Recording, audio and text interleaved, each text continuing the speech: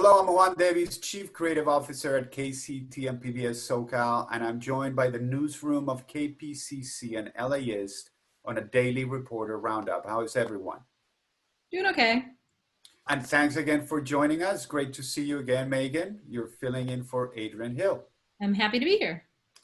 LA Unified students are demanding changes to the school district's large police force.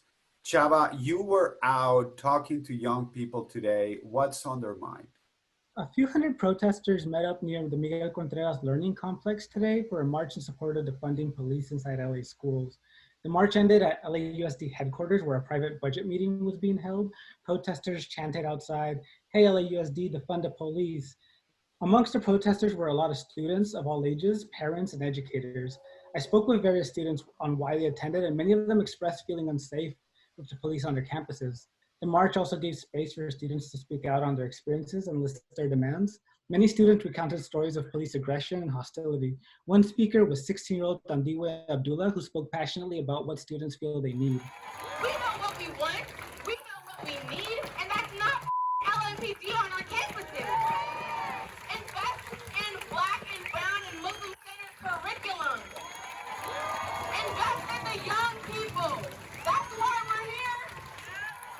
Many students echoed Tandiwe's sentiments that what the schools need is not more money towards the police, but more money and resources for the students. David took a closer look at steep disparities in unemployment and the overall history of Black workers in LA County being left behind. Yeah, that's right. Unemployment is always higher for Black workers. Recessions are no exception. So when I looked at local unemployment numbers, I found that LA's Black workers are getting hit really hard. LA County's overall unemployment rate is 20%, but it's much higher in predominantly Black communities like View Park, Windsor Hills. Unemployment there is 32%. That's double, and in some cases even triple the unemployment rate we're seeing in LA's majority white neighborhoods. Researchers and activists I spoke to say, LA's economy left Black workers behind, and local governments really responded by heavily policing their communities. So, they see a direct link here between the recent protests and these high unemployment numbers.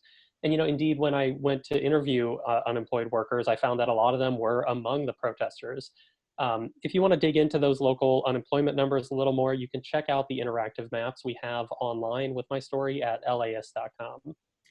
LA has been following a troubling trend when it comes to coronavirus hospitalizations. Yeah, so LA County says that according to its modeling, intensive care units could possibly fill up over the next few weeks. So they're really watching that very closely. Health officials say that's because the transmission rate of coronavirus appears to have gone up slightly. Now, the county does project it will have enough overall hospital beds and ventilators, but there are only about 2,500 ICU beds in the county, and many of them are occupied for COVID and for other illnesses.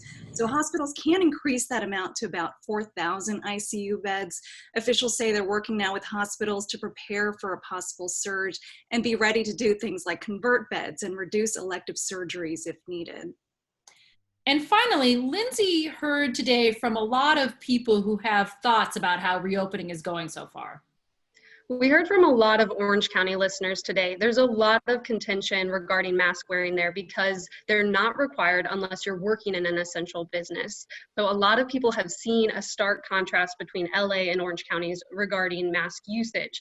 This is upsetting to a lot of people who are older, maybe are compromised with other health issues, because they feel like they're going to be confined to their homes even longer. That being said, many people have started to venture out for the first time in months, whether that's to the hair salon, the gym. A lot of restaurants continue to reopen. The experiences, though, are a mixed bag. Some people say they felt really safe. They noticed the precautions that are being taken. Others felt the complete opposite. Bottom line, for many people, just getting out and about made them feel somewhat human again. It's still very confusing and frustrating, though, to go out there. But thank you all at the KPCC and LAist newsroom. And thank you for tuning in. Take care of your neighbor, your health, your family, and we will see you tomorrow.